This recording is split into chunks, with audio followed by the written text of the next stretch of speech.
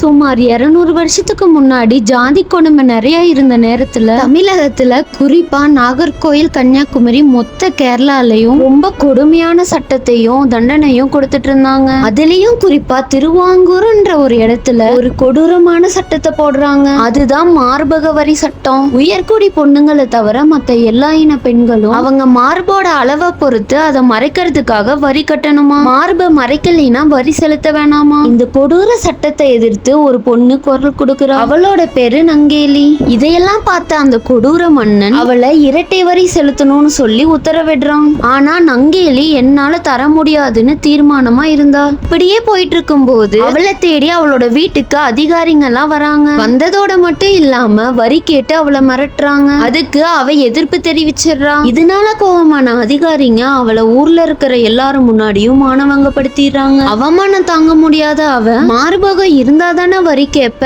நீயே எடுத்துட்டு போன்னு சொல்லி ஒரு கத்தியை எடுத்துட்டு வந்து வாசல்ல ஒரு இலைய வச்சு அவளோட மார்பகத்தை வெட்டி அந்த இலையில வச்சிடுறா. வழியில துடிச்சிட்டு இருந்த நங்கேலி அவளோட கணவனோட மடியிலேயே உயிரை விட்டுறா. அவளை பிரிஞ்சிருக்க முடியாம அவனோட கணவனும் உடன்கட்டை ஏறிடுறான். இந்த விஷயத்தினால ஆடி போன அரசாங்கம் அந்த மார்பக வரி சட்டத்தையே நீக்க சொல்லி உத்தரவிட்டுறாங்க. கடைசியா அவ ஆசைப்பட்ட ஆடை சுதந்திரமும் கிடைச்சிருது. ஆனா அதுக்கு வரியா அவளோட உயிர் போயிருது.